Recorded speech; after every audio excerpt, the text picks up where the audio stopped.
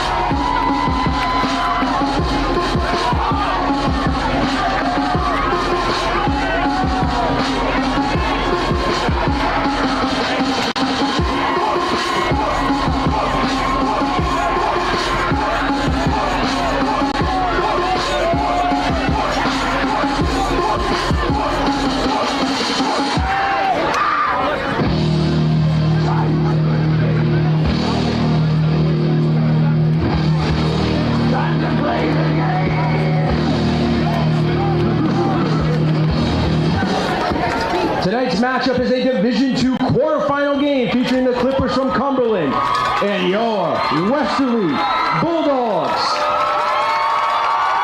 Tonight's referee crew is referee Tim Conway, umpire Mike Heliati, head linesman Alan Sicanio, line judge Scott O'Rourke, back judge Mackenzie Robbins, clock operator Mario Nice.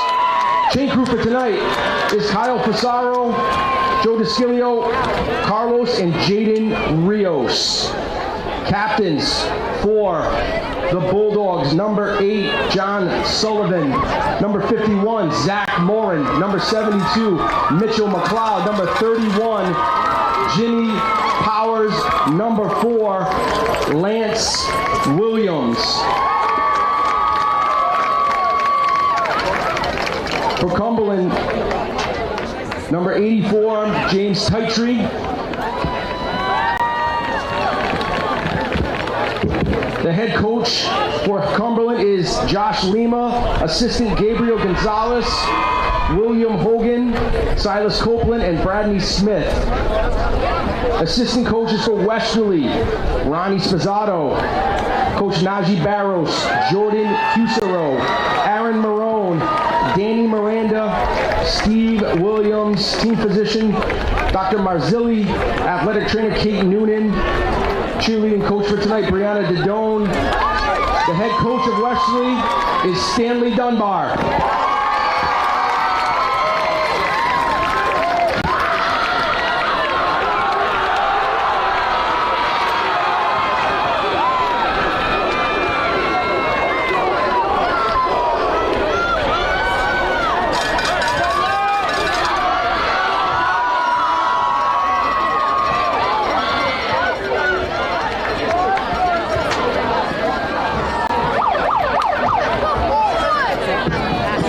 Ladies and gentlemen, now please rise as your Westerly High School marching band will play our national anthem. Come on, boy, take it.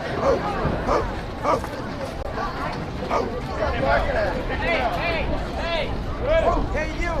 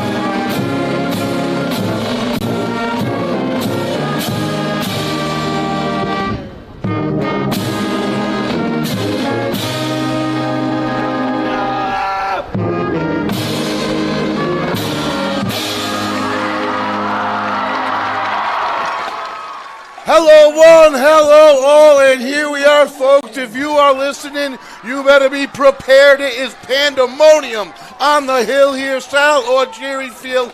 Bulldogs versus Cumberland Clippers state quarterfinal playoff action.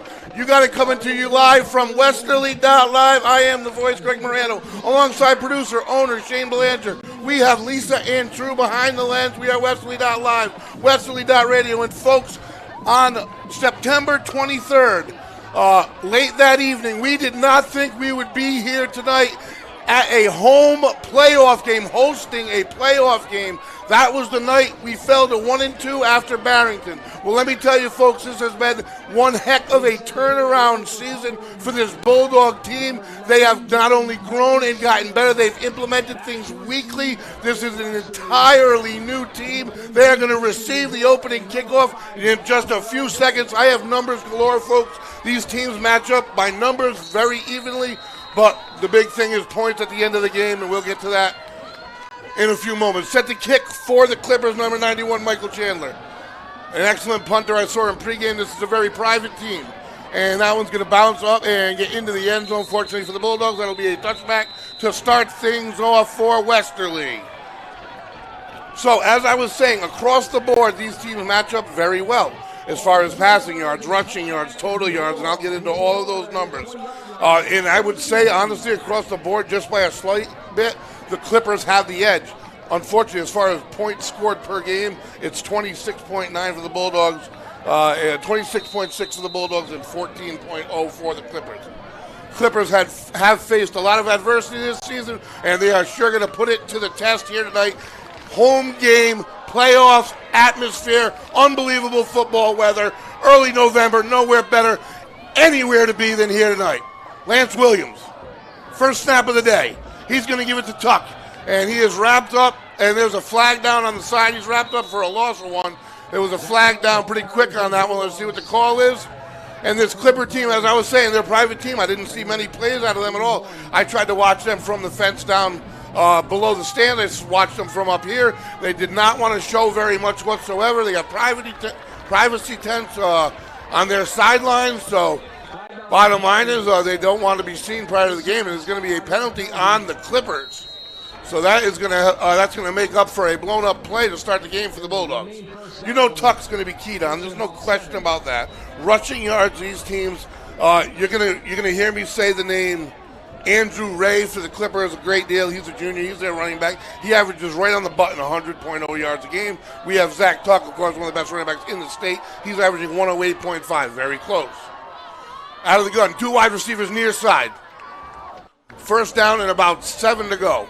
And he gives it to Tuck on this side. And again, not much room at all. Bottled up right at the line of scrimmage. So that's going to bring up second down and 6 to go for the Bulldogs. First two plays to Tuck, one on one end and one on the other. These are some big boys Cumberland brought down. As you can see on the defensive front, they have some big, solid players. Get into some passing yardage. They don't throw the ball a lot. They average about 111, 112 yards a game. We average about 95.1. Again, a little tick ahead for the Clippers. But when I get done with all of these numbers, the ultimate number is what it comes down to. So, second down and about 6. Two plays have been run. Motion near side. This is Cesaro. He is going to pull it back. Williams, he's got room. Makes a move in the backfield and created so much space. Using his blockers. What patience. All the way down the field. He's still in bounds. Falling forward all the way down to the 35-yard line. That's what happens if you focus your entire defense on Tuck. They ran him twice. The defense went after him again. Williams will hold it in that breadbasket until the last absolute second. I know because I can't make the call until I see what he does. And boy, he had that defense fooled. And then he made a huge sidestep in the backfield to create all the space. Most impressive part of that run by Williams was the patience to allow his receivers and his linemen to block downfield for him. Great first down play for the Bulldogs. 1st and 10 from the 37 of Cumberland. Tuck in the backfield. Gorman in motion. Two wide receivers to the far side. And this is going to be an option. He's going to keep it with the fake, and he'll get bottled up, I think, 2-yard gain maybe on that one. So the Bulldogs show option early. interior front for this Clippers team, big boys. Number 99, Jalen Ross, he's a senior. And we'll talk a little bit about the Clippers here. They bring in 17 seniors, 14 juniors, 15 sophomores, and 6 freshmen. So they do have a lot of seniors, 17 seniors. We have 13 seniors. So this is a senior-heavy game. And when I'm going to get more senior-heavy game. Folks, this is senior night for these seniors. They got all the festivities last week, and that was great. That was grand. It turned out to be a wonderful event. Tonight is senior night, folks. Probability is even with a win, they will not return to this field. And if you're a senior, that means ever, and ever's a long time. And he gives it to Tuck again, this time to the left side, and again, not a lot of room. Number 23, out of the linebacker position for the Clippers, first on the scene, Patrick Giroux, another senior. And that's going to bring up third down and long 6 for the Bulldogs. So right now the Bulldogs offense has been that one run by Williams, but that run was created by the 2 runs by Tuck. Everything works in sequence, especially with Coach Dunbar. There's a method behind everything, and you can see that as this season has unfolded. He never pressed the panic button. 1 loss away from no playoffs whatsoever, and look where we are. How can you not trust the guy? Fazaro motion out of the backfield, and he's going to throw slant route. He's got his man, and he's still on his feet. You're going to have to wrap these Bulldogs up. And down he goes. That's number 3 on the reception, Luke Nelson, the junior. And Nelson comes into this game with 234 receiving yards, leading this Bulldog team. So 1st and 10, 2 big third down conversions for this Bulldog team. And they are in business at the 23-yard line. Out of the gun, Tuck in the backfield, trips to the wide side. Bozek over here alone. What a day he had last week. What a day. Stays right in the pocket. Quick throw. He's got his man over the middle. That's Fazaro. And he's the junior, number 33, and having one heck of a season for this Bulldogs. He is a huge contributor to this Bulldogs team on both sides of the ball. And another Bulldog first down, not only in the red zone, it is going to be 1st and goal as they drop the sticks. And the Bulldogs moving methodically down the field here. 1st and goal from about the 9-yard line. So the key to stopping this Bulldog team isn't just stop Zach Tuck. They can do a lot of other things, so you can only focus so much of your effort on him, and he forces you to focus that.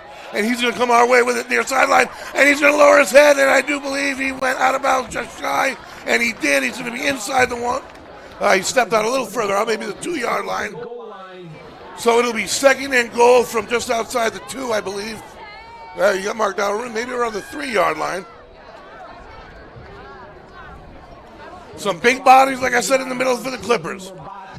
Number 77, I'm focusing on at the moment. He's only a sophomore, Aiden Woods. And he's going to be between Andre Adams and your center, Zachary Morin. Trips wide side again, Tuck out of the backfield. Williams, gun, takes it, gives it to Tuck again. He's ripped down by number 77. Aiden Woods, they just made the switch to that gap, and he makes the play by shooting it. And now 3rd and goal for the Bulldogs.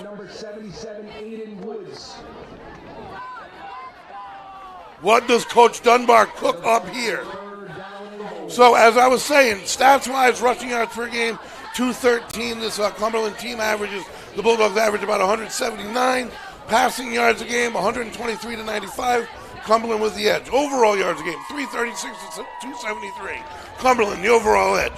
Folks, we come down to it points per game. Bulldogs, 27 almost, and Cumberland, 14.0.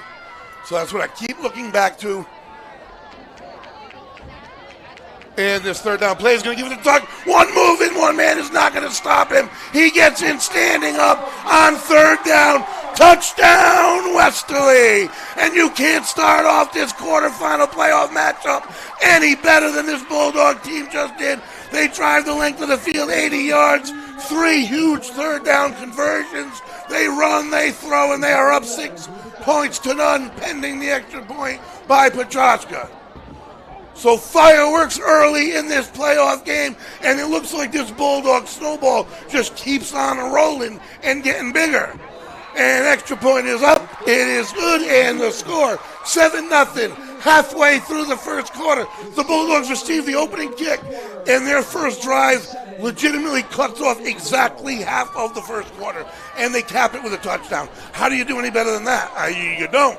And you're kind of waiting after this 5 straight wins and this dominating 5 straight victories. Folks, try to put yourself in the mentality of these players. They're down 1-2 after a tough loss to Barrington.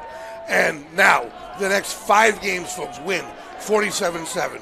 Win over a Power 4, 21-20, one of the best finishes I've ever seen. Win 42-6. Win 31-0. Win 42-12. That's a 5-0 answer. That's a 5-0 span. And that is a combined score of 183-45. So tack on 7 to that. Now it's 190-45. And they're looking to make it 6-0. And those numbers, folks, are real. That's what matters, and man, it comes down to these coaches, these players, folks. What players on this Bulldog squad? Kick is up, and he's going to field it he drops it, puts it on the ground at the 15. Scoops it back up, that's Ray, number 8. And you got to wrap him up, too. He's a heck of a running back. He makes his way back up to about the 26-yard line. So a good recovery. Offensively for the Clippers, I mean, first off, I will say this Clipper team, from everything I've heard and I've read, they've been through some adversity this year. Every team does throughout a season, but especially apparently there was something going on with the coaching staff. I have no idea of details. All I know is the players can't control that, and that's unfortunate for them. But they seem to have bounced back. They went on a 3-game skid, and they won last week to answer it versus Mount Pleasant, 27-14. Their quarterback, Evan Spencer, got injured. So they had to slide over Andrew Ray and play him at quarterback. Spencer's back in the game. He's number 9. And Andrew Ray is right next to him. 2 wide receivers to the wide side. Ray's going to take it. A little patience on the cutback, and he has got 3-4 Bulldogs on him. He's taken down for a gain of about 1 yard inbounds. And number 9 first on the scene for the Bulldogs, Ben Corbin. You'll hear his name often, number 11. Or eventually you won't hear his name much because they just stay away. Once he has secured, contained on his end and delivered a few hits, they just tend to stay away from the guy. 2nd down and 8. Can this Bulldog team get this ball rolling? The answer tonight, first possession again. And that is a tough yard or 2 for Ray. That's going to set up 3rd down and about 7 for the Clippers. The Bulldogs, in that span, the last 3 games, they returned their opening kick. Last 3 opening kick returns they've had for touchdowns. The opening kick for a touchback in this one, and then an 80-yard drive, 3 third and long conversions capped by a touchdown. So they have started hot again here. This team seemingly has no nerves whatsoever, regardless of the situation. The longevity of a 5-game winning streak in the course of a football season, and the ball's on the ground in the backfield, scoops it back up.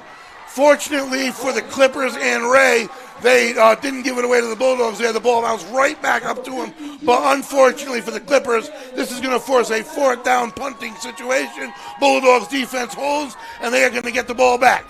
And quickly, our neighbor rival, Charo, in action tonight. First half hasn't gone well for the Chargers. The good news for the Chargers, they're only down 12-0. Their 4 possessions in the first half resulted in 2 interceptions, 1 fumble, and 1 punt. So offensively having major first half issues, but again, down only 12-0 at the half. They started at 6. They're probably in the middle of the second half. I will give you further updates as I get them from our friendly folks at WBLQ. And Williams with a return. He's at the 40 with it, and he's going to get wrapped up at about the 42-yard line where the Bulldogs offense will get started. Number 51 set to mark the huddle for the Bulldogs, their senior captain center. You don't often hear about plays getting blown up right up the chute here, folks, and you don't often hear the center's name, but that's why. That's because number 51 captain, Zachary Moore, and he has had a fantastic year in the middle. Andre Adams, only a sophomore. Excellent job at guard, and Mitch McLeod as well. On the other side, they're doing an excellent job for the Bulldogs as well. Rico Spazzato, Brian Allen, all huge contributors in this 5-game winning streak. All right, so the Bulldogs have 2 wide receivers on the near side, Rexis and Nelson. Tuck in the backfield. They're going to send Nelson the other way. Counter handoff to Tuck, a little bit of room. Shakes the first guy, spins. And number 85 for the Clippers, the first on the scene. I believe it was 85. Well, there's no 85 on my roster, so. A nice gain of about 4 yards on first down. Going to set up a 2nd down and 6 with the nose of the ball at their own 45-yard line. Packed house here on the Bulldog side. Honestly, I was expecting more of a fan base for the Clippers to follow them. I don't know if all the turbulence during the season lost them. They don't clearly have the head steam that the Bulldogs have coming into this game. And these players, man, have they kept his foot on the pedal. Fazaro in motion, deep motion. And he's going to give it to Tuck, come to the near side. And he cuts up an inside, nice block on the edge by number 7, Drew Bozak. Going to gain another 3 on the play. And that's going to set up 3rd and about 3 yards from the 49-yard line. Maybe 4 yards, looks like, from the other side of the field. Lance Williams averaging 145.5 yards per game combined.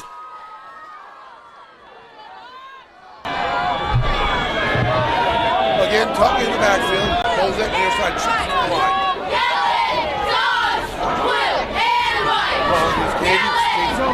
Looks to the near side, nothing there.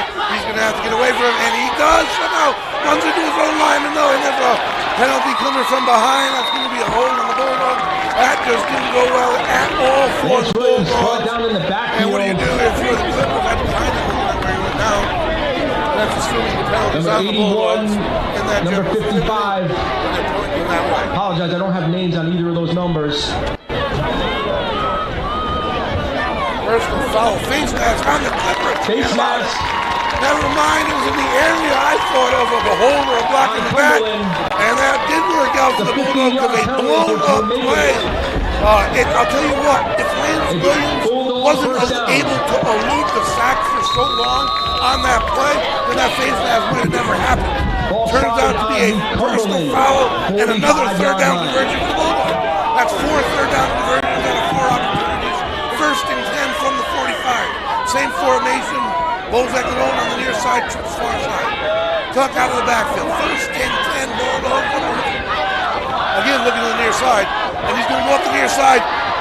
And he's got Bozak comes down with it. He splits the defenders. They're taught to get it at its highest point. And that's what number 7, Drew Bozak, does. And man, has this kid been electrifying since last week. Folks, huge completion. And the Bulldogs are going to have 1st and goal inside the 10. I don't know where it's marked. And folks, that right there comes after a performance last week. Bozak blocked 2 punts, returned 1 for a touchdown. He caught a touchdown pass. And now with a huge reception in the red zone to make this a 2-possession game. Bulldogs having players step up from all over the place. Fazaro in motion. And they don't give it to him. Lance keeps it. And he gains about 2 yards on the play. He'll bring it up to about the 4-yard line. 2nd and goal from the 4. Pushing it forward for a couple. And all the pressure on the Clippers early. Everybody knows this is a tough place to play, folks. We are Westerly.live, Westerly.radio. We are live at Sal Augeri Field on top of the hill, under the lights.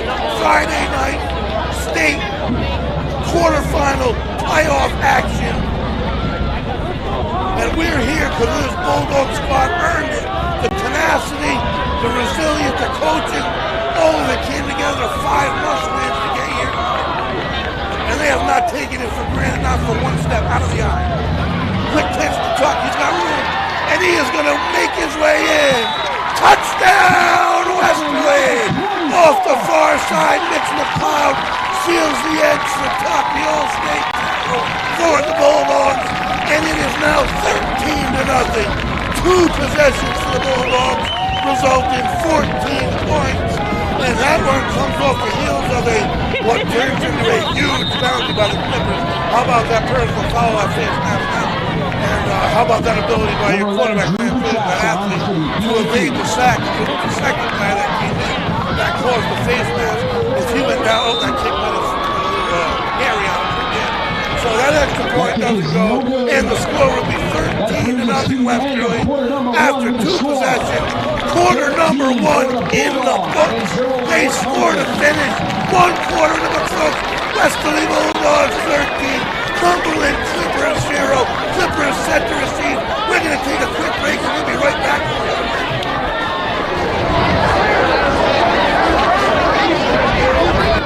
My name is Kevin J. Lewis, candidate for Westerly.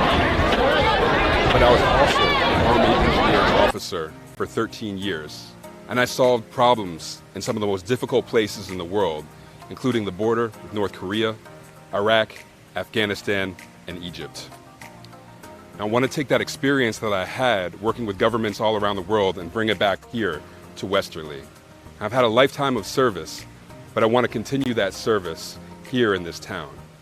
So please come and support me on November 8th. My name is Kevin J. Lothar II. Together we can do big things. Andrew Bozak getting set to kick it away. We are back, folks, and the Bulldogs set to kick. Bozak, the big reception on the last possession. And it is up, and that's going to fly deep into the end zone for a touchback. The Clippers will get started. In the end zone for a touchback. Cumberland will have the ball first and 10 from their 20-yard line. And the Clippers will get started at their own 20-yard line. And they kind of at a point here on the road, all the adversity. It's pandemonium on this side of the field, folks. And they got to come up with some kind of an answer, even if it's just a few first downs and kick it away, something to show that there's life. Because this Bulldog team can smell blood now. And they're about to pounce. They haven't let up since the end of September, for God's sakes. It has been so fun to watch. I have been brimming over all day long waiting for this thing, and boy, have they not disappointed to start. Out of the gun, 2 wide receivers on the near side, 1 far, Ray in the backfield. Motion, Spencer, Cuba quarterback, he's going to give it to Ray up to shoot, and he's got a little bit of room right up the middle there. He's still on his feet. Williamson takes him down to save the touchdown. It was 1-on-1, and I would have expected Ray to try to get towards the far side. He challenged Williams, and the quarterback slash safety saves the touchdown. Really was right up to shoot for the Clippers, their first big play on offense, and that's what they needed. I was just mentioning that. That's not personally what I wanted to see, but that's what you needed to see if you're a Clipper or a Clipper fan here. Out of the gun. Obviously, Ray gives a lot of respect, and it's going to be the same play. He's going to go right up the middle again, and a gang of Bulldogs, including Mitch McLeod, in on it, Ben Gorman as well, and that is going to be about a 2-yard, 3-yard gain on the play. So they put the man in motion. They have the option to hand it to the jet sweep, the motion man. He's got the option to give it to Ray up the middle, or he's got the option to pull it back and do a little bit like Williams doesn't go around the edge with it. We have not seen Spencer take that option yet and run. This guy's only a sophomore. He stands tall for a sophomore. It looks like he might even go, no, he's just giving instructions. I haven't seen him under center all day. We got 2 wide receivers on the near side. 1 out of the far, motion again. Number 1 in motion. They're bound to give it to him eventually. No, not this time. Ray off the far side, and he gains a few this time. About a yard short of the first down. Now they're starting to find a little space at the line of scrimmage. Starting to get a little bit of a surge on the edge. That's going to bring up a 3rd and maybe, let's see the spot of the ball here. And they got a pretty good spot. So 3rd and 1 or less even for the Clippers. They have not gained a first down yet prior to this drive. And before they know it, now they're down 13-0. You hate to see that 13. I hate to see that point hanging. Those have come back to haunt teams from eons ago, and they will forevermore. Out of the gun. Gives it to Ray again. To the far side, an easy chop down to the backfield. What a play by the Bulldogs. None other than number 4, Lance Williams, coming all the way up from the defensive backfield. And it brings up a 4th and a long 3 for the Clippers. What do? Do you give the chance of giving the Bulldogs the ball at midfield? They're going to go here, folks. What electricity here. The weather is unbelievable. The situation is unbelievable. The environment's unbelievable. The Bulldogs are playing unbelievable. We got 4th down and 3 here. Barking out orders, Evan Spencer, the sophomore quarterback for the Clippers. Out of the gun, he's going to follow Ray this time. Hasn't done it all game, and he's got room. Far sideline, more than a first down. And he is chopped down, but a big gain on the play. And that was the first time he chose that option to pull it back and follow. I just mentioned how that was one of the options. You either give it to the motion man, you give it to Ray, or you tuck back and follow. They had held it. Finally, he tucks back and follows, and it worked out. Big play for the Clippers. 2 big plays. They've found almost 3 on this drive. Starting to find a little bit of space here against this Bulldog defense. In what I would say is almost a must-answer drive.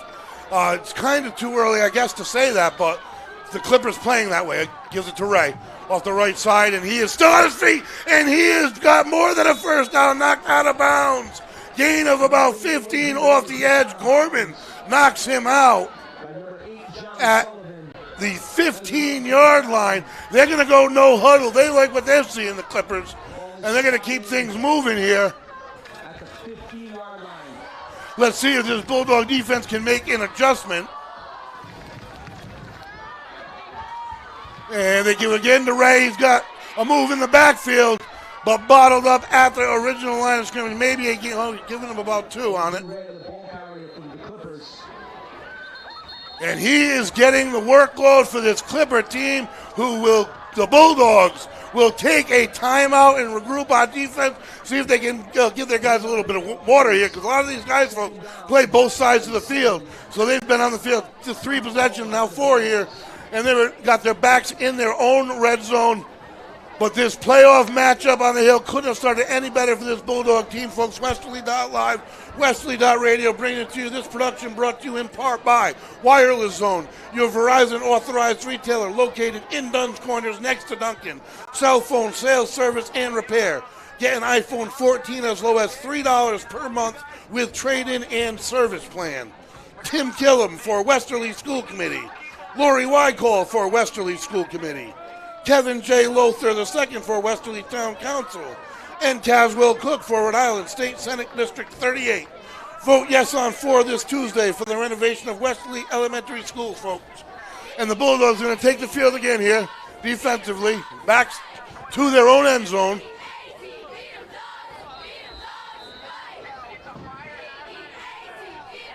Second down, and the Clippers can get another first down.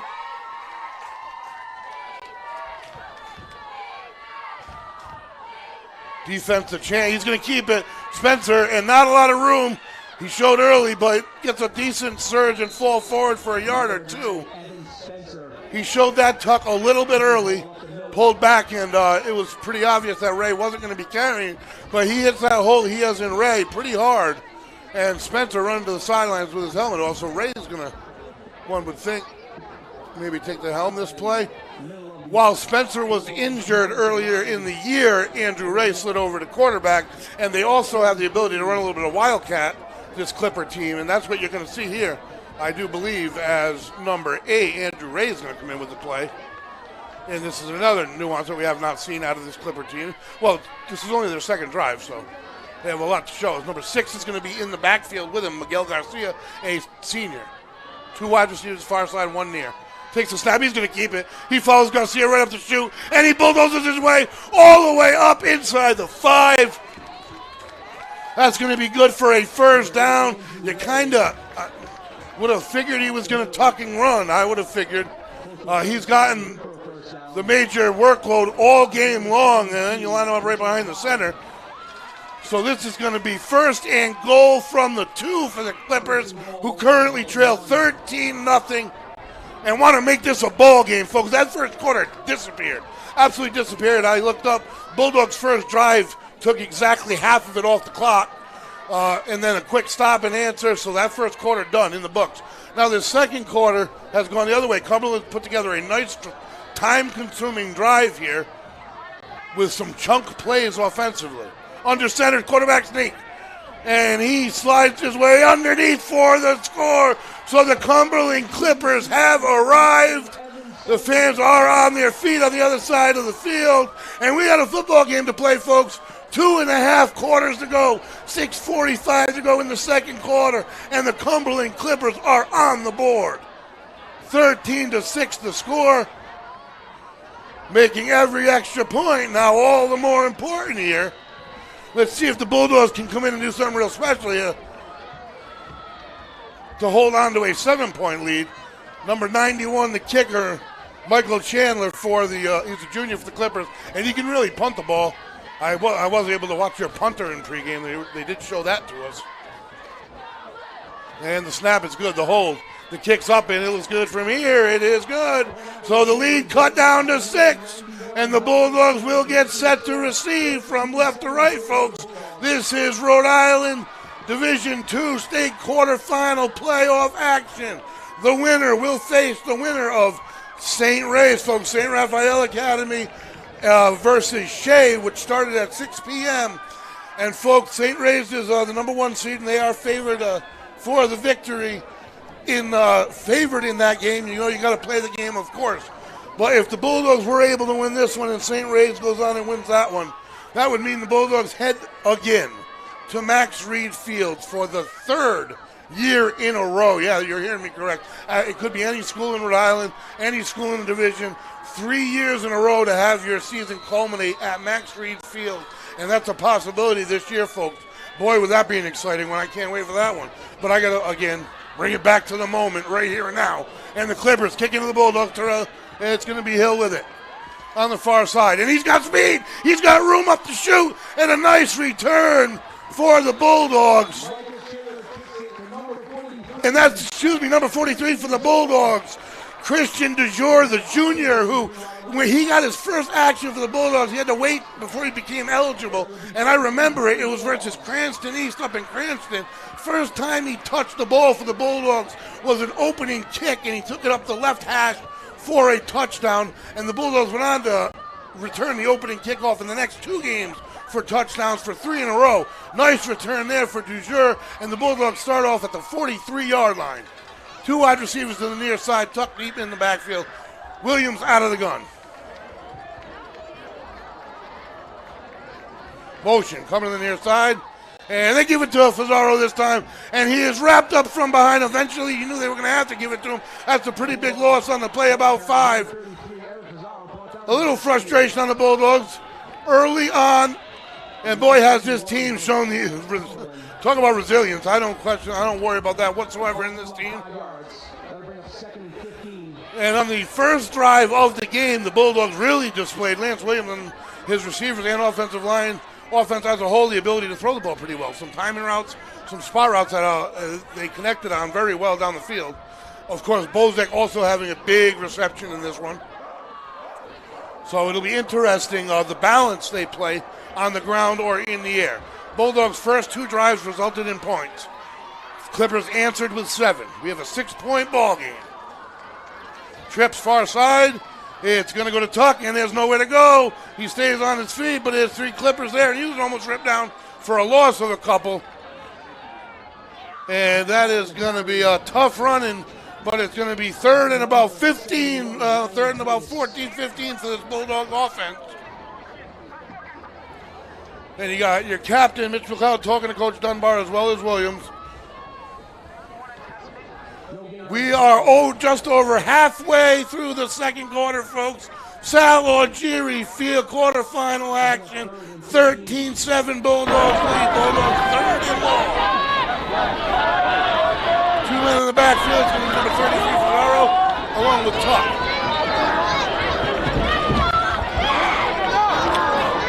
Ferraro going to motion out. Wheel route on the far side. It's going to be a screen. He's got Tuck and he's got a block, but not from the far side. He had 1 blocker and more in, but from the back there was nobody there. Number 51, however, was Patrick Reserve Jr., the senior for the Clippers. And now momentum for the first time in a long time, folks, has been maybe idled down at least by the Clippers here. They are going to receive the punt from the Bulldogs. And they have the chance to take the lead. Down by 6. They're standing at their own 30, and up it goes. It's going to come down at about the 25-yard line. And he's going to make a move on one man. And Fazaro is going to force him out at the 31-yard line. But the Clippers going to get started here. 4:04 in the second quarter, trailing only by 2. It'll be I just got the update over Cumberland. in Charahoe, and it's not going fantastic. In the first half. Rogers holds an 18-0 lead after 3 quarters of play. So the Chargers are going to need a big offensive output or do right at this exact moment they are live in the fourth quarter to avoid the upset. The Chargers are 2 seed playing the 3 seed Rogers, and they are down 8. This Bulldog team now is going to have to step up here, leading by 6. And the Clippers take the line out of the gun straight from the sideline. Spencer at quarterback, trying to get the Bulldogs to jump. Goes from the near side. Number 8. He follows him in number 81, and there's not much room there. Taken down by Jimmy Powers. Number 31, gain of 2 on the play. Number 31, Powers Jimmy Powers. Leading tackle totals of the season for Bulldogs. That'll bring up a 2nd and 8.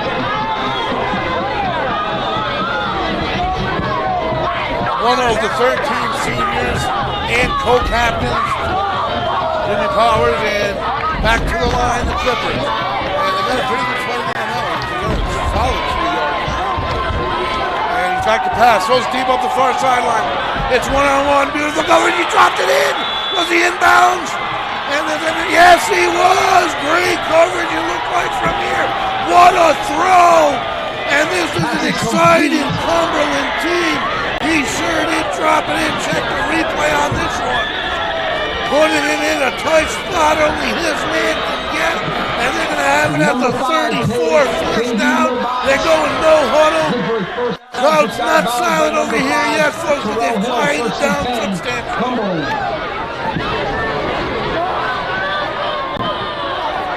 First and 10 for the Clippers.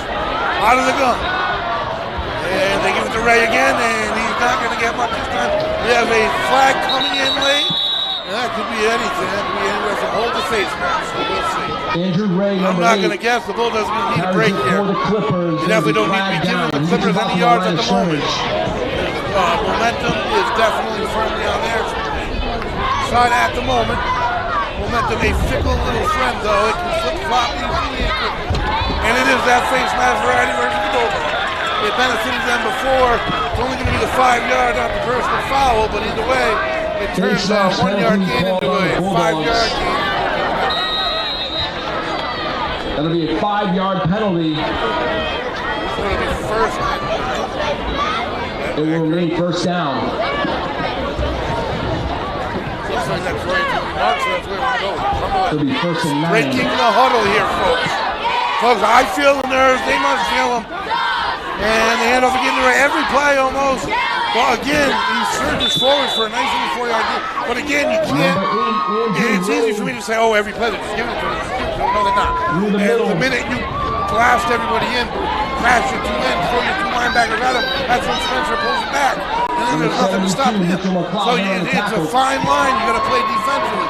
Every defender you give extra to one player, you're taking away from somewhere else. So you gotta understand that. As a fan, it's easy. All right, just everybody line up on him, follow him. It doesn't unfortunately work that well with Spencer. He's going to follow him this time, and he was successful bouncing it out last time. He tried to there, still on his feet, falling forward. And it's going to be for a decent gain on that one. It's going to bring up 3rd and short. Number 9, Evan Spencer. And QB keeper. He is down to about the 20-yard line. And close to a first That'll down. bring up 3rd down. And about 3. 3rd and a long 3 for the Clippers. Remains.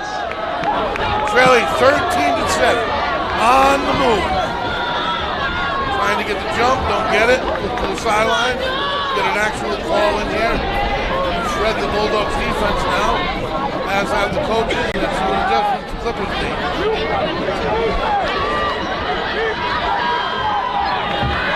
And he gives it to Ray. Red shooting, they bottle him up and stop him. Nice defense by the Bulldogs. Big stop by the Bulldogs.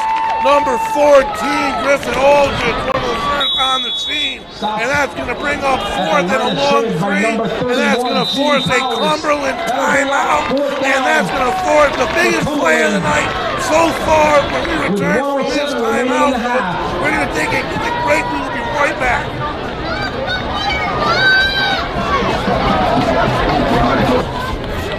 I am Timothy Killam, and I'm asking for your vote on November 8th for Westerly School Committee. As an active, involved parent, I know the efficiencies and deficiencies of our district.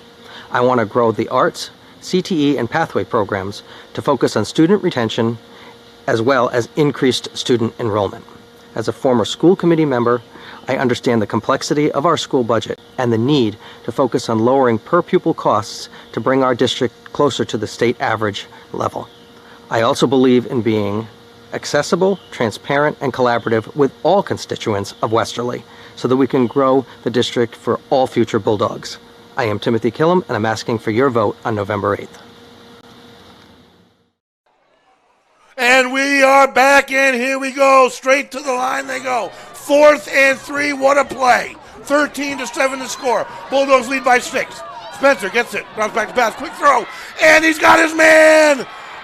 And that's going to be a first down for the Clippers. The Bulldogs had a linebacker there, just couldn't get his head around and didn't see it behind him.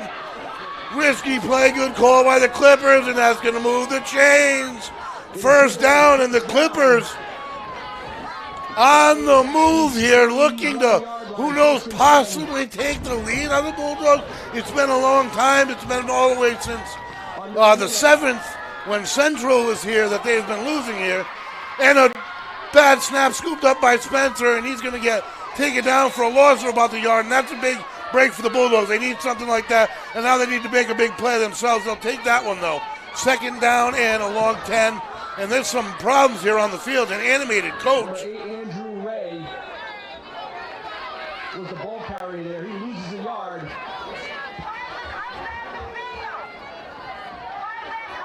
And there is a break and play here. Timeout by Cumberland. Coach sprinted out like there was a problem, just calling the timeout. 30 seconds left in the half. I would have imagined an official would have been looking at the sidelines, knowing there's only 30 seconds to go. And for a timeout, apparently he was not. But that coach got out there and let him know. That's how much it matters, folks. I'll tell you what, this matters huge. Bulldogs came out first quarter, 13-0, bang. And now the second quarter, Cumberland wants to answer with 14 if they can and go into the half. I did watch a little bit of their place kicking, not quite as good as their punting, but they do have a kicker, as we all do. We have the fortune of having Andrew Petrashka, who seems to have ice in his veins at times. And in such a big play, such a big 40 seconds, 10 more have been put on the clock here. Second quarter of action. 40 seconds to go in the half, folks. Westerly.live, Westerly.radio bringing it to you. The Cumberland Clippers, who were down 13-0 after 2 drives, right out the gates, have come back and want to try to take the lead before the half. Back to pass, looking again. Into the end zone they go, over the top, too far. Nice defense by the Bulldogs. He did drop that one in as well. This Spencer, no wonder he's starting as a sophomore. He can really drop it in there. There was a few Westerly defenders in on the play, and I like the play call coming out of the timeout because you have the possibility of driving with that accuracy. You have the possibility of a reception, but you also have that chance of that pass interference giving you a first down and getting you closer to the end zone. 3rd down and 10. Kicker warming up on the side. You wonder, will they really kick? Number 9 and number 8 looking to the sidelines. It's going to be Spencer at quarterback, Ray to his right, 2 wide receivers far side. 3rd and 10. Rolling to the right, looking, hash mark. And he's got nobody, throws miscommunication on the route. I don't think it was there anyway. Would have made the field goal opportunity about 6 yards closer. Great coverage out of that timeout by the Bulldog defense in both of those plays. Great, folks. I got to think of a better adjective. Huge, enormous coverage. Pressure-packed, fantastic secondary and defense coming out of the timeout to force this 4th and whatever they decide to do for the Clippers. We have 29 seconds left in this first half of play. 4th and 10, and they're going to go. Spencer in the huddle for the Clippers. And the Bulldog defense going to have to do it one more time. Out of the gun. Trips tight, bunch to the near side. And they jump and make it even harder. The first mental mistake the Clippers have made all night long. Possibly at the best point the Bulldogs could have asked for. Backs them up even further to make it 4th and 15, but we've seen the accuracy of Spencer here. So you can't give these guys any room, and that defensive front has got to make some noise here and got to force Spencer to get out of a rhythm a little bit. Morin and McLeod in the middle, you see Gorman on the end. And on the far end on the other side, looks like Sullivan's going to play the role, and they got 2 wide receivers on the far side. Ray to the left of Spencer out of the gun. 4th and 15. Rolling to the near side. He's going to throw across his body. Oh, my God. He's hit in the face. Off the ground. No turnaround. No flag. Big monster hit by Mitch McLeod. Puts him to the ground. And that is going to be a turnover on downs for the Bulldogs. And they hold before the half. And boy, does Evan Spencer need the half to recover from that. Boom! That Mitchell McLeod just lowered. And the Bulldog defense holds, protecting their 6-point lead at the moment with 22 ticks to go in the half. The offense on the field for the Bulldogs, and you got to remember, how huge was that, folks? Cumberland will be getting the ball to start the second half. So if the Bulldogs had given up any of those prior 2 pass receptions in the end zone, possibly given up the lead, they'd also be giving up the ball out of the half. And that'd be crushing. It'd be very debilitating as far as emotion going into the locker room. But the Bulldogs, exact opposite end of the spectrum. They not only stop them defensively, but Mitch McLeod lets them know what they're in for in the second half by absolutely layering the boom. Counter handoff to Tuck.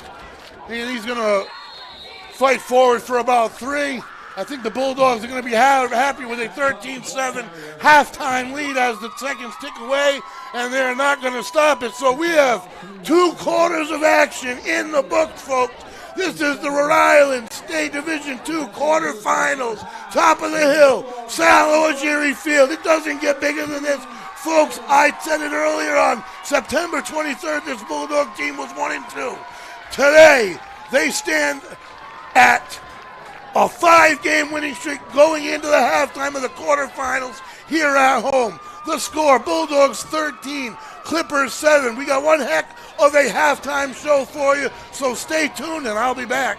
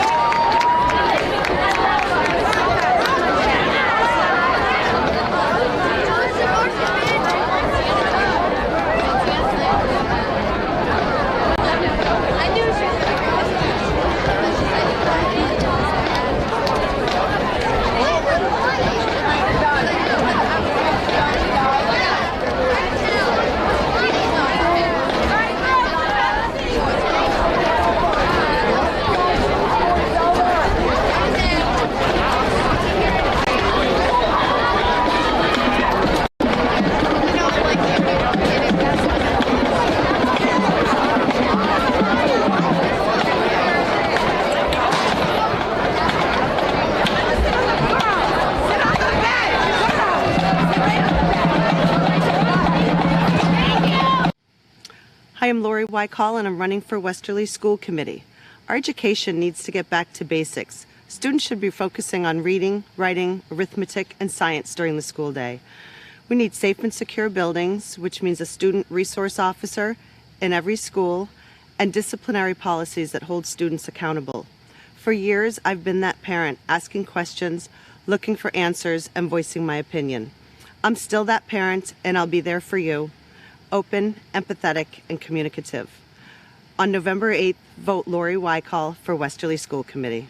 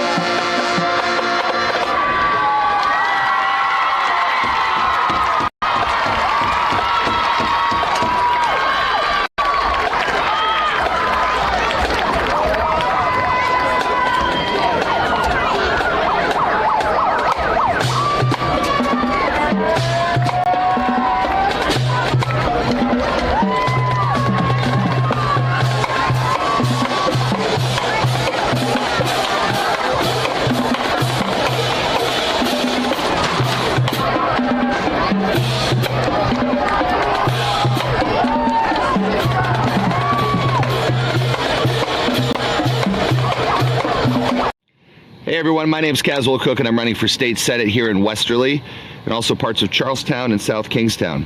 Everybody always says this is the most important election year. You hear that all the time. For this State Senate seat, it really is an important election year because Senator Dennis Algier is leaving us after 30 years of service to our area, to our district. We need somebody to replace him that's ready to go day one. I'm the only one of the three candidates that has any municipal or government experience. I've balanced budgets, I've fixed sewer treatment plants, I've voted to pave roads, solar arrays, dredging a pond. The list goes on and on of the experience I've had and the things that I've done here in the town of Westerly and hope to do for Charlestown and South Kingstown. So if you want somebody that's ready with experience to go up to Providence and fight for us on day one starting in January, then please, on November 8th, vote independent, Caswell Cook for State Senate.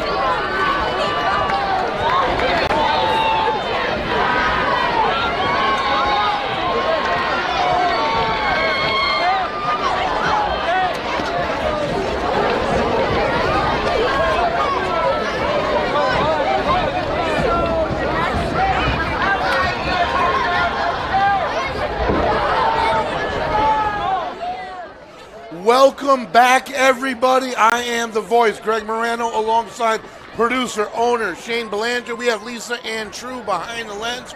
We are Westerly.live, Westerly.radio. What a great halftime show, folks. They just concluded for us. And what an intense second half of football we have ahead. Everything on the line for every one of these athletes on both sides of the team. All the hard work starting in August, starting years ago in reality, comes down to now 24 minutes, 2 quarters of play. This is the true senior night, senior half for these seniors. Unless St. Ray's lost, I don't know what they did over there, but I doubt they did. We will not be playing here again. They will never be playing here again. So they undoubtedly are going to leave it all out on the field. This Westerly team always does. And now, when I talk about leaving it out on the field, leaving it all out on the field, and why I love high school sports, I've been giving you the updates all through as I get them from our friendly neighbor here at WBLQ. And the first score I got was a halftime score of 12-0. Then I got a third quarter score of Rogers 18, Charahoe nothing. And I said Charahoe was going to have some kind of a miracle fourth. I just got an update with 4 minutes remaining in the fourth. It is probably over now, but with 4 minutes remaining in the fourth, the Chargers were winning 22-18.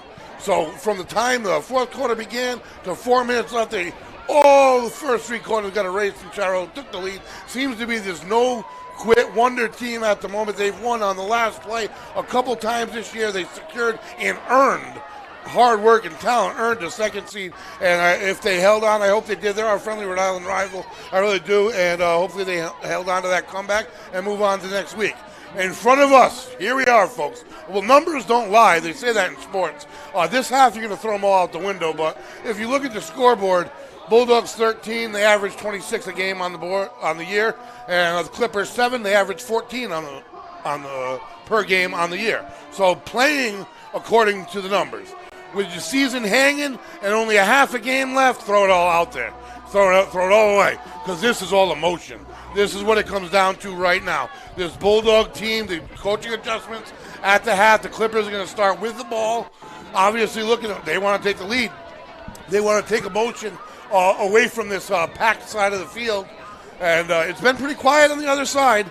The Clippers had their opportunity. They really had an opportunity to make a splash before the half and possibly score a tie or take the lead and then come out of the half and receive. The Bulldogs were able to stop it. And here we are, Bulldogs getting set to kick off the second half of the state Division II quarterfinals. Bulldogs 13, Clippers 7. We have 24 minutes of football to go left here in Westerly this year, folks.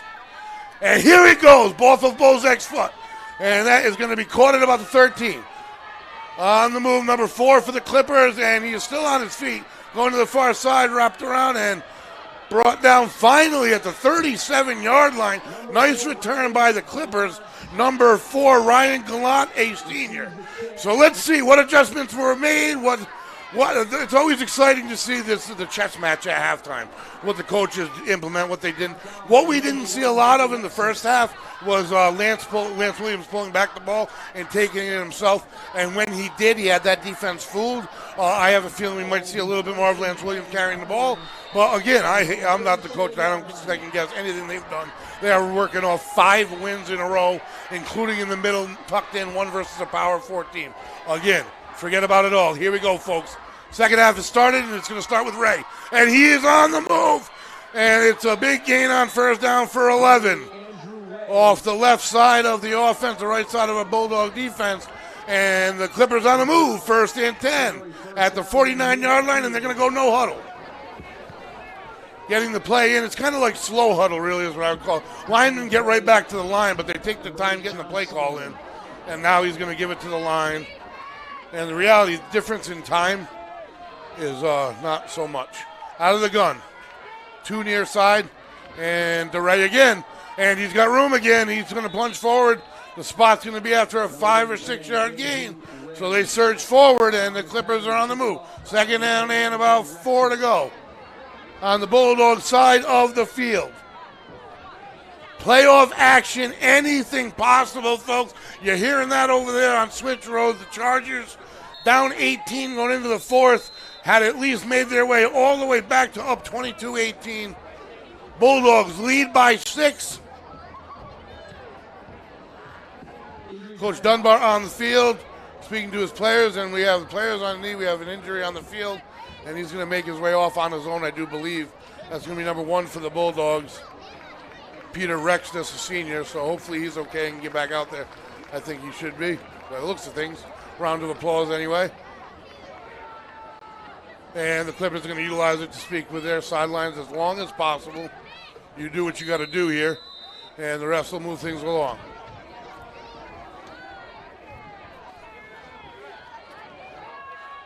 So the Bulldogs here, 2nd down and 4. Clippers' first 2 plays from scrimmage have been positive plays.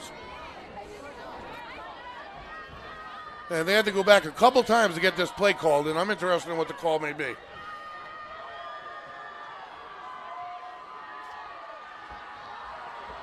Out of the gun, Spencer. And they jump. And the Bulldogs always like that. The Bulldogs have played, have not made any mental mistakes here really tonight. And that'd be number 2 for the Clippers. First one was in even a bigger spot. That was on 4th down and 10 on the Bulldogs' end. Forced the 4th and 15 and an incompletion. If I'm not mistaken, that's the one where Mitch McLeod just absolutely lowered the boom and that was before the half. So it brings it back to second down and about 9. 2 wide receivers to the near side, and we have motion. And he's going to take it himself up the middle. Gorman Wade stays home and down for a loss of about at least 5 yards on the play. And that's knowing your role, playing your role. And number 9, Ben Gorman, stayed home and waited, and there he was. From often placed on the wide side due to his sideline to sideline speed and reading capabilities, tracking capabilities. He is just a defensive phenom for the Bulldogs, great athlete on offense as well, and he'll be back. Looking to the sidelines again. This is a mock no huddle, if you ask me, really. And again, I'm looking for a handoff to Ray here. They haven't really gone too far away from that. And he pulls it back, play action, and he's going to throw it to him. Nothing there. Screen pass, and who was that? Jimmy Powers on fire. Sniffed that one out from the start, and what started out as 3 plays and 3 first downs from the Clippers turns into a heck of a stop by this Bulldog defense. 4th and 14, and they force the Clippers to punt. So now the Bulldogs seemingly will get possession with a 6-point lead and a possibility, a chance to make it a 2-possession game. Playoffs, that's 6 points. That point, I can't get it out of my head. I don't like seeing 6-point leads. I don't like that point lurking, and I'm sure neither does anyone on the coaching staff. So any kind of point production out of this possession would be huge for the Bulldogs. Williams secures it at the 20, and he makes 2 moves, gets to the near sideline at the 30, and he's still in bounds, and he fights his way all the way forward. He may be your quarterback, folks, but he is not going to run out of bounds without a battle, and he gets all the way up to about the 36-yard line, a 16-yard return where the Bulldogs will get settled. Excuse me, that's all the way up to the 39-yard line is where they're going to spot. No, they're going to bring it back now. 36-yard line where the Bulldogs will get started. Huge opportunity for the Bulldogs. They have 2 defensive stops in a row now, one to end the first half and one to start the second half, and this is when you can grab emotion back in the game. You can grab momentum back in the game. 2 stops and a score to make it a 2-possession. That'd be wonderful here. Williams out of the gun. Motion, Fazzaro. And he's going to give it to Tuck. The late give. Tuck gets about a yard before the mess. Again, he's hard to fall down, but even those surges aren't really moving much. That is a big front the Clippers brought. But just remember, every time Tuck carries it, that's more respect he's getting from that defense. They suck in a little more, and something else might open up a little more, and it's just the Bulldogs pulling the trigger at the right time. It's Williams pulling that ball back at the right time. He's got to read, folks. Eventually that read's going to be there, and that spot's going to be there. 2 wide receivers to the wide side. Fazzaro in motion, makes it trips.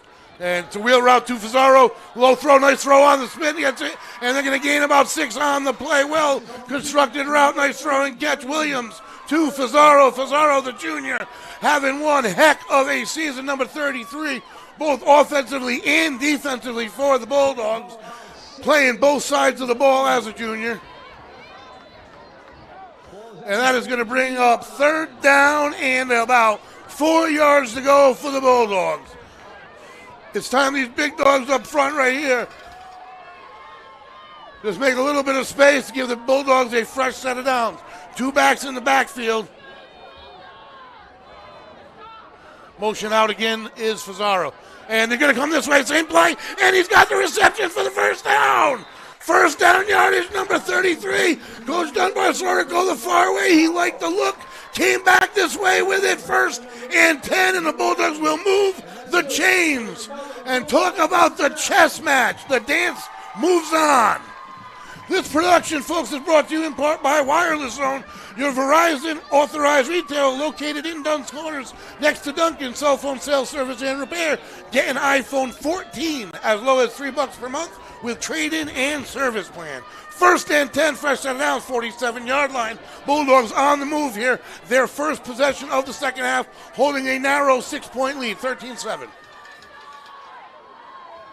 Motion, again, Fazaro out, setting up trips. It's going to be this way. No, he's going to keep it. Williams keeps it, makes a move, but down he goes in the backfield. Number 81 on the stop. And he's trying to get his teammates fired up. That's going to get back to about the original line of scrimmage, second down and 10 for the Bulldogs. Either way, Williams went with it there. Tuck was pretty well bottled up as he had handed it off. He decided to keep it. Short side of the field, not much room on that one.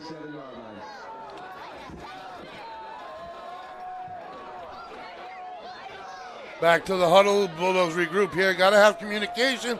Got to be on the same page this season. Some of these Bulldogs careers, folks, they may never put on the pads again. These emotions go through these players' heads. It's real. Motion again, sets up trips on the far side, the wide side. He's going to roll. Williams rolling, looking. Looking in front of him deep. He goes deep. He's got his man, and he makes the connection. First down, the deep pass to number 1, Peter Rextis, the senior. Williams' patience and the blocking on that side by the Bulldog offensive line, giving him the time to roll out and wait and create, and Rextis did just that. He created distance, and Williams drops it in on him. What a throw, what a play, and that is how you steal emotion, folks.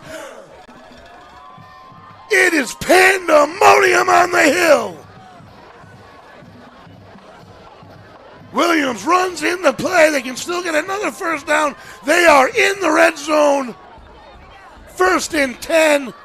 And this replay drops it right in on his chest. 1st and 10 from the 12. Tuck alone in the backfield, 2 near side. And the stretch, he gives it to Tuck to the wide side, and he's going to try to get to the edge, and he's going to turn the corner, and he is pushed. He is in for the touchdown. Westerly. Zach Tuck gets it, races to the pylons, and makes this thing a 2-score game again. So Cumberland had an opportunity before the half to tie or take the lead, then got the ball back after the half, an opportunity to tie or take the lead. The Bulldogs do not allow it. They stand firm on D and then get the ball offensively right down the field. Well, I don't say it wasn't a long drive. It was a big pass play, a huge pass play. Great play by the entire Bulldog offense to allow that play to happen. And I want to watch this point. It is huge. The snap's good, the hole's good, the kick's up, and this one looks good. And it is good. And that will extend the score. Westerly 20 and the Clippers 7. 4:31 to go in quarter number 3. Division II state quarterfinal playoff action. Sal or Jerry Field, Westerly.live, Westerly.radio, bringing it to you, folks. And this production is brought to you in part by Tim Killam for Westerly School Committee, Lori Wycall for Westerly School Committee, Kevin J. Lothar II for Westerly Town Council, Caswell Cook for Rhode Island State Senate District 38. Vote yes on 4 this Tuesday for the renovation of Westerly's elementary schools, folks. And the Clippers on the field. And after a huge stop by number 81 for the Clippers, an emotional stop, he's trying to get his entire team fired up. That answer by Williams and by the offensive line, allowing Williams the room and the time to roll the actual width of the field. And that time gave Rextis the time to get open. It's all a beautiful formula, and when it works in harmony, and it's just been working that way for this Bulldog squad. Well, they've been working it, making it work that way. It sure isn't just happening. Bozek set the kick. It is up and deep, and they're going to let it go. Will get the bounce, and it goes through the end zone. They're going to get it at the 20 touchback, where the Clippers are going to get started here. 4:31 to go in the third quarter. Westerly 20, Cumberland 7. We have a 2-possession game, and that is how you answer. Just like that, the Bulldogs offense does. You couldn't have come out of halftime any better. And I always say first possession on each side of the ball in the second half of a game has a real lot to do with coaching and adjustments and that chess match. Well, Coach Dunbar and staff, kudos to you. Checkmate, because going into the half and coming out of the half to stop. And the score, pressing all the right buttons right now with his squad. Undoubtedly, this team is a buzzsaw. No one wants to run into this team. And right to the line, the Clippers go. The Clippers seemingly are going to need an answer.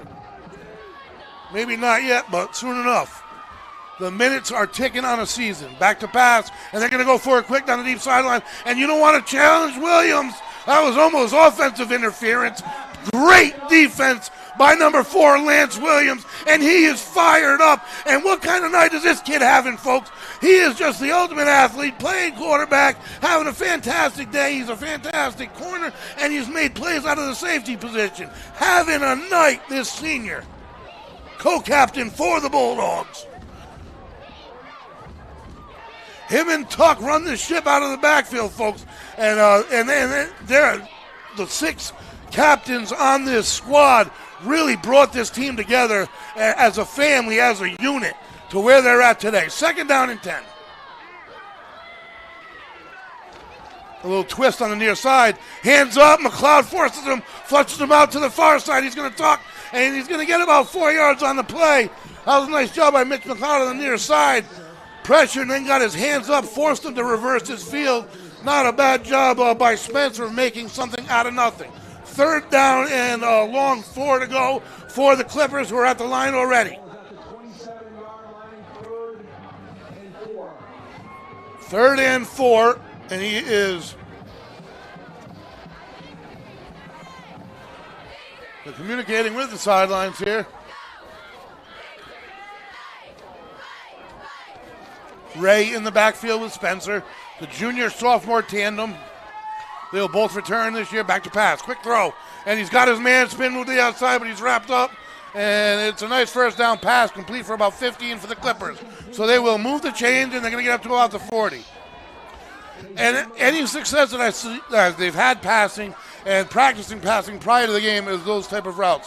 Hook routes, just simple out routes. And again, getting the call from the sideline on the slow huddle offense that this Cumberland team employs. They don't get into a huddle, but they don't particularly rush. However, they force your defense to spread out and get into some semblance of a defensive setup early. 2 wide receivers near side, and he's looking. And he's got his man on the hook wide open. He finally sees him. There's a flag. And he's got his man over here across the 50. He was open the entire time down to the 40-yard line, 45-yard line. Let's see the flag. And there's 2 of them. I do believe this is going to be holding against the Clippers, and that's fortunate for the Bulldogs because, boy, number 5 for whoever that was over here on the out route. I told you they would have success on the hooks and outs. He was wide open over here at their own 45, and he just set up camp. So Bulldogs can't let that happen. The holding's going to push them way back. If you're down by 13 points against this Bulldog team, you cannot make mistakes. As far as flags go tonight, the Clippers have made more mistakes. They really have. Do I knock on wood when I say that, folks? Yes, I do. I've been on the field, and the last thing I want to do is any bad aura. This Bulldog team brings nothing but positivity at the moment, let me tell you. I am sweating my nerves at halftime, watching the halftime show, wondering what they were going to come out with this Bulldog team. And what they've come out with has been the right answer so far. First in a whole lot, because that's a spot foul. I didn't even realize how far back they were, 25, 27 yards. And it's going to go right up the chute, and that's not going to get them what they need. Certainly you don't want a late hit. Be careful on a big plug up like that. And that's going to gain them about nothing and bring up 3rd down. And let me see if I can get it. 5, 10, 15, 20. So I don't know. 30 yards to go here approximately. And this is where you don't want to give up anything stupid as a defense, obviously, or any stupid penalties. It's going to be 2nd down, I do believe, yes, because they accepted the penalty. The other's on the stop for the Bulldogs.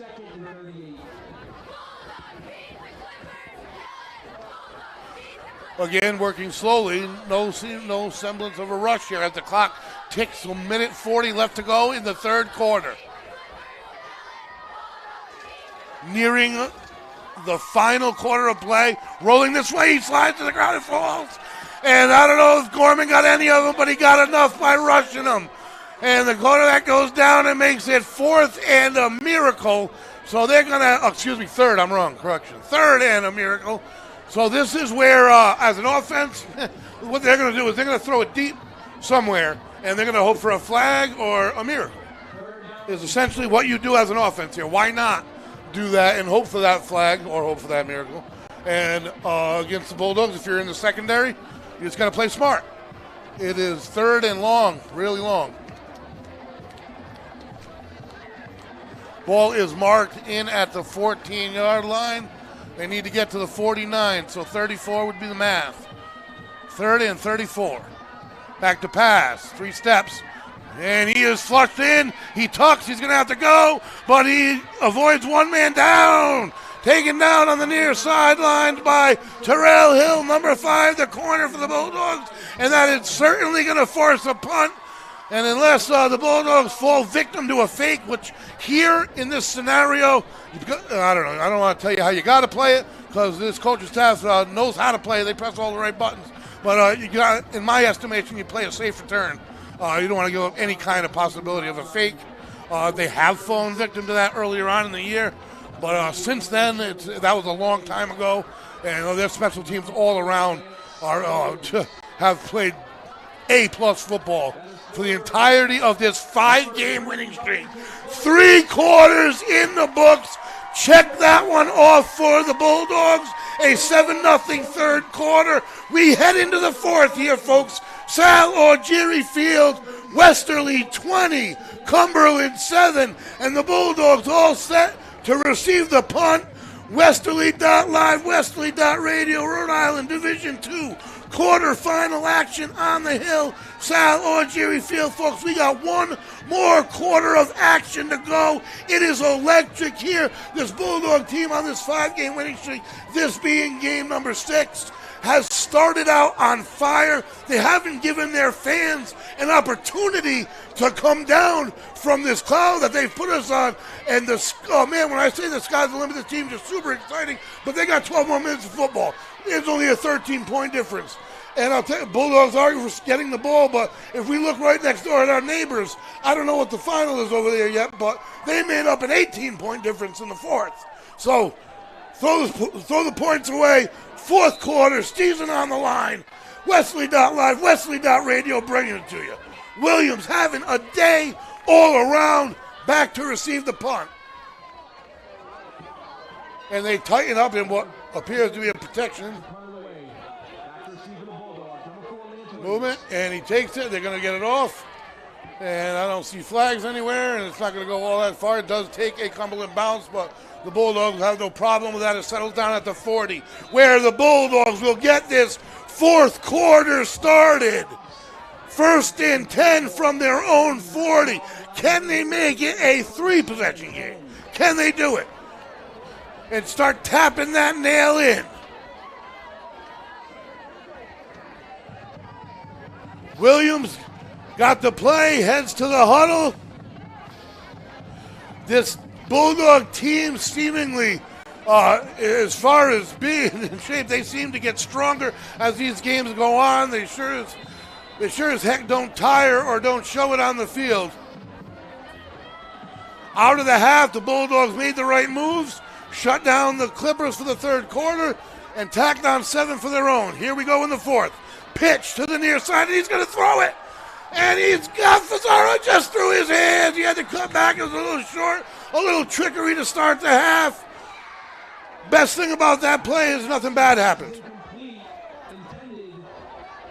So, 2nd down and 10 to go. We'll get back to some Bulldog football here. You can do that when you have a 2-possession lead, but when it works out like that, you only do it once. So 2nd down and 10. This production, folks, brought to you in part by Tim Killam for Westerly School Committee, Lori Wyckoff for Westerly School Committee, Kevin J. Lothar II for Westerly Town Council, and Caswell Cook for Rhode Island State Senate District 38. Here we go. Twins right. Tuck in the backfield, out of the gun, Williams. 2nd and 10. And he rolls this way. Nice block on the edge. And behind Gorman, nice block by Adams on the edge, and McLeod passes incomplete. It's going to bring up a 3rd down and 10. So that first play put him a little behind the 8 ball there. I like the play call there, the rollout with the play action start to it. Definitely flushed the defense out. There was room. 3rd down and 10 to go.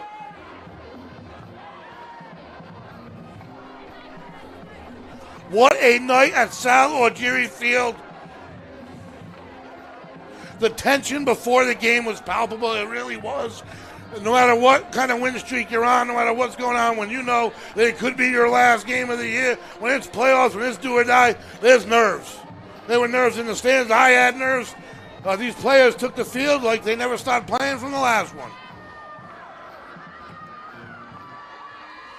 And again, it's going to be Fazaro in motion, sets up trips, and the whistle's going to blow that one dead to start. And that will back up the Bulldogs. 5 yards, makes it 3rd down and 15 to go. That'll bring it back 5 yards. So the Bulldogs backed up to about 3rd and 17.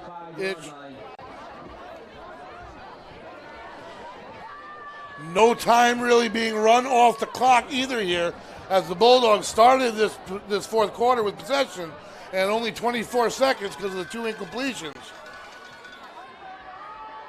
So if nothing less, if they could get the clock running here between these 2 plays.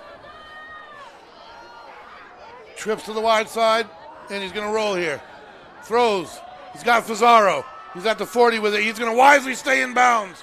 As the Clippers gain up, they get to the original line of scrimmage, but he cuts back up inside the field. That's high football IQ, so you at least get a couple minutes out of your possession off the board. You got to look for the positives and everything. You didn't get points, and you really didn't get time of possession, but at least by him cutting up and in on that play, it's going to run an extra minute and a half off the clock. Cumberland, successful job defensively with their season seemingly on the line here to start the fourth quarter. And they're going to rush it. They get the punt off. And he is going to wave for the... Oh, he didn't wave for the fair catch. He took it. That's number 1 going to the far side. There's nowhere to really go. Makes a spin. He's still on his feet coming back. And there's Fazaro. Seems to always be there. He stayed at home in his lane and prevents what could have been a big field reversal by the Clippers. 33-yard line. Coaches are unhappy on the Bulldogs sideline with, I'm assuming, the lack of a flag somewhere.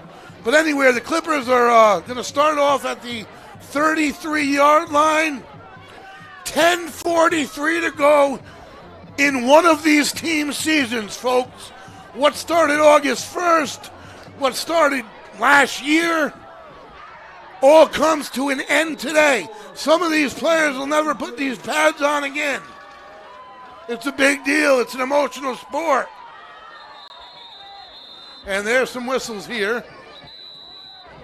And we have a timeout on the field by Westerly. Didn't like what they saw. A little bit of confusion you can see. And we're going to take a quick break on this timeout, folks. We'll be right back.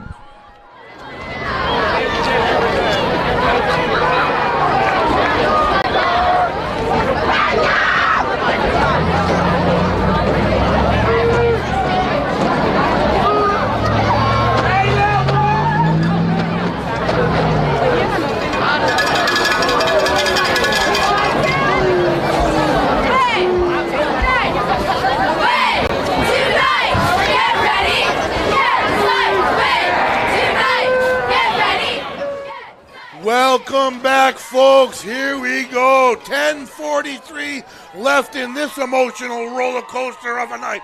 The Bulldogs 20, the Clippers 7, quarterfinals. One team moves on, one team goes home. Bulldogs looking to make it 6 in a row here, folks. They had to win 5 to get here tonight. Sal Algieri Field under the lights on a Friday night. Perfect night for football in November. Huge possession for this Bulldog defense. Biggest of the season. Clippers get right out to the line. Trips. Ray in the backfield. And he's going to drop back 3 steps. He steps up. And he's flushed out to the far side. And up steps number 14 for the Bulldogs, Griffin Aldridge. After about a 5-yard gain, he is kept inbounds, though. We got to pay attention to that now as well. So not a bad start to the drive. And this is more of a no-huddle, still looking to the sideline to get the play. Let's see if they get it any faster on this drive than they have been. And they get it. 2 wide receivers each side here. Looks to the near side, trying to look him off. And it's a screen. And it's thrown behind his man. That's incomplete. No blocking ahead either way. They were in trouble. Eric Fazaro and Griffin Aldrich were waiting, just waiting to pounce on it. That's going to bring up a 3rd down and a long 6. This is the longest 6 yards the Cumberland Clippers have had all season long. Right here, folks. 10 minutes left in their season. 3rd down and 6. Looks like he may set up alone in the backfield. He being Evan Spencer, the sophomore quarterback for this Clipper team. Excuse me, no, that's Ray back there, and Spencer stepping back now. Trips near side. He's looking. Near side. Steps up, throws. He's got his man wide open, and he is splitting the middle of the field. Down he goes. Huge game. Hold the phones. 10-yard line. 1st and goal for the Clippers. I said it was their biggest 6 yards, and they gained about 60. I don't know how many exactly. Hold the phones, folks. This game is not over. Trips far side. They're already set. And he's going to give it to Ray there. Well, he keeps it himself, and Ben Gorman stayed at home, allows his teammates to come back for him. Gain of about 2, and the clock will run. And every time the clock will run is a huge thing now. Now it matters even more that Cumberland pops that one. What a pass from a sophomore to a wide open number 1, Andrew Nocera, another sophomore. So a sophomore to sophomore connection keeps the Clippers season alive. Swing pass. And he can't get by Eric Fazaro. Can't get by the kid. Right on the spot. 3rd down again for the Clippers. And more importantly, the clock is ticking. Fazaro on the scene. Jimmy Powers on the scene as well. It's 4 down territory. Clearly, we got motion back and forth. We're setting up trips to the wide side. And they have slowed down in getting their call. This back to the slow huddle. And this is giving the Bulldogs a little breather themselves. Back out of the gun. Hasn't been under center all night. And he's coming our way to the wide side. Looking. He lets go of it. And it's incomplete. Gorman might have got a hand on it. I'll tell you what, that was well defensed by the Bulldogs. Gorman was underneath one man. And then let me see, that would be Sullivan was underneath the deeper man. So great job by the secondary. And here we go. 4th and a long 6. A short 7, depends on what jersey you're wearing. Here we go. This is why you play the game. 4th down, quarterfinal playoff action. Cumberland inside the 10. Season seemingly on the line. 8:24 to go. Number 9, Evan Spencer. Trips to the near side. He gets a snap. He looks, he's not there. Quick shot. And it's incomplete. The throw was low and behind. And the Bulldogs will take over on downs. And a deflated and frustrated Clipper team heads to the sidelines as their defense will take the field. And you may get a heavy dose of our man Zach Tuck here, folks. Bulldogs in exactly the position they want to be in. They have the ball. They have a 2-possession lead. Only 8:20 to go here in this one. What a game. What a night. And I'll tell you what, the contributions that this Clipper team has been getting out of sophomores and juniors is pretty good. And they're going to be a tough squad to deal with next year.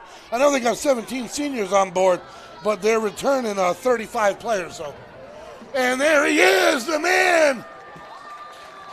Running, and he just doesn't get tired. It looks like he's running harder and harder as the night goes, because a normal athlete slows down little by little, not Zach Tuck. And I'll tell you what, he's going to run with more ferocity and power than you see him run all day right here. He wants it. These seniors want it. I don't know what the final was over at Max Reed Field. I have a feeling St. Ray's probably ended up on top, and that may be the location that the winner of this team heads. If the Bulldogs hang on, it'll be the 3rd year in a row their season heads to Max Reed Field in the postseason. Out of the gun, Williams gives it to Tuck. Big hole on the near side created by the offensive line. Forced out of bounds, but not before another first down for the Bulldogs. Or very close to it. Second down and about a yard to go.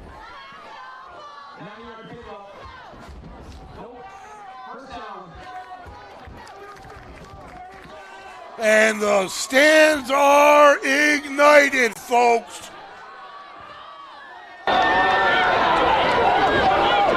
First and 10. And he's going to pick it up the shoot and do a nice job there following him up. Second down and 10 or 11 for the Bulldogs. Number 24, Zach, top the ball carrier. Stopped by number 23,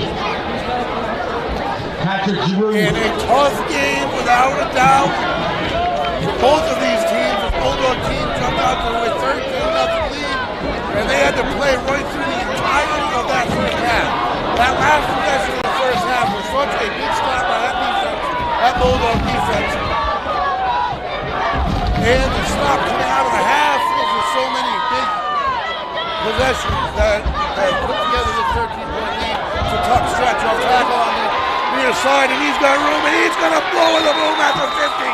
Inbound, and he flexes, and the crowd roars. First and 10, and now this Bulldog bowling ball is a-rolling down the field. Just over 6, and it is ticking. Clipper territory, first These and 10 from the seniors 49. are starting to look like they may put on the pads again, folks. And boy, have they earned it. Not just tonight, but they started this mission long ago.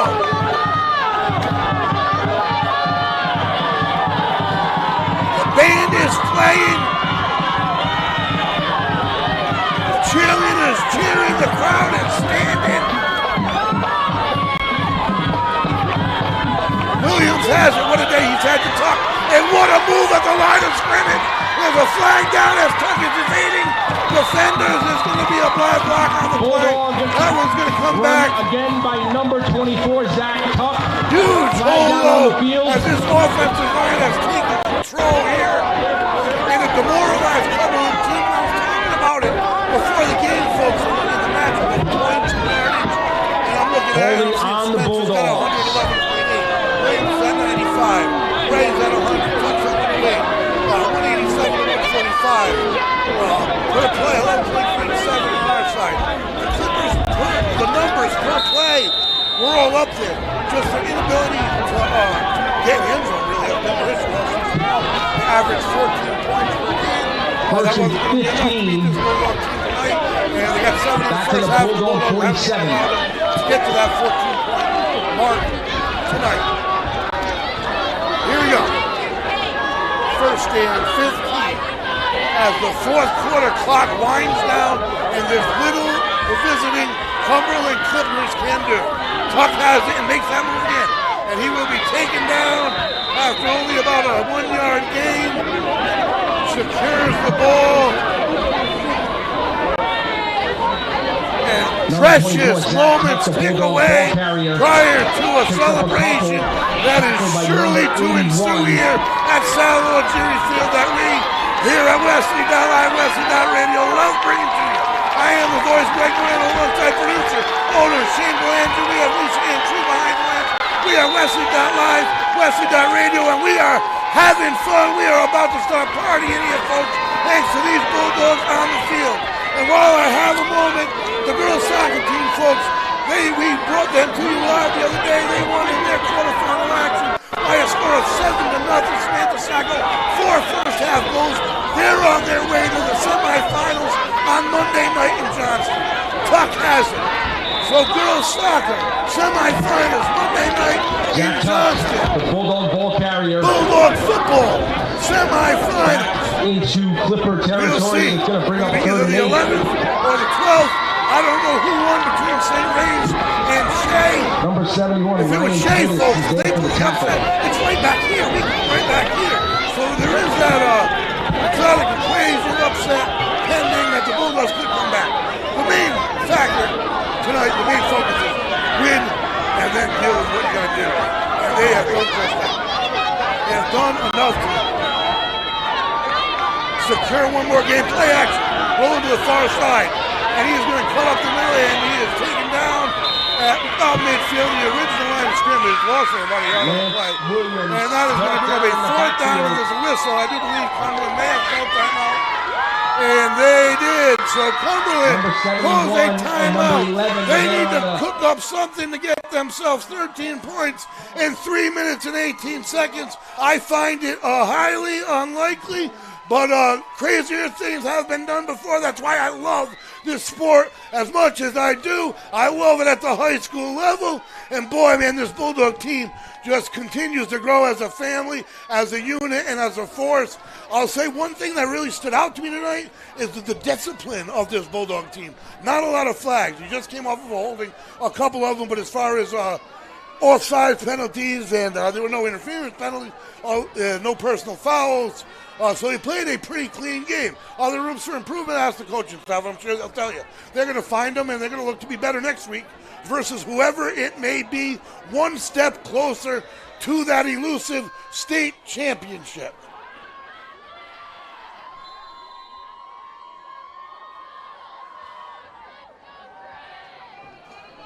And the Bulldogs are going to punt it away. And the Clippers are going to let it bounce, and it's going to bounce down dead at about the 17-yard line. So here, while we have a dead ball at 3:08.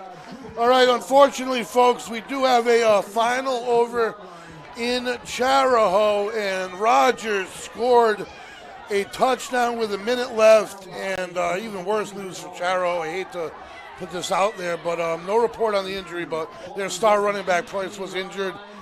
Prior to that last drive, they had to wait for the ambulance, the whole nine, and that is what you don't want to see. So definitely our thoughts going out there to the Charahoe Chargers, and what a season they had. What a 2022 campaign for the Chargers and new head coach, Coach Samaggio. It's extremely unfortunate how that ended.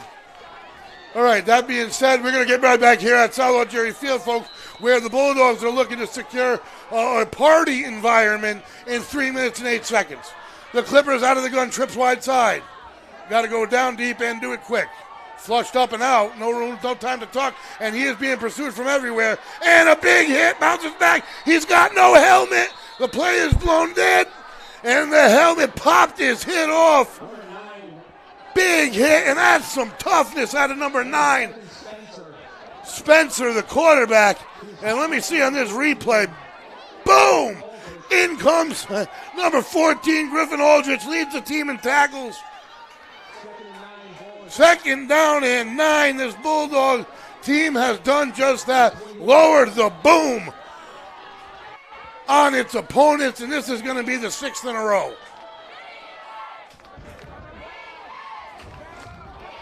Having given up 15 to Central and no more than 14 in any other game in this entire streak, this Bulldog defense has really been a force to be reckoned with.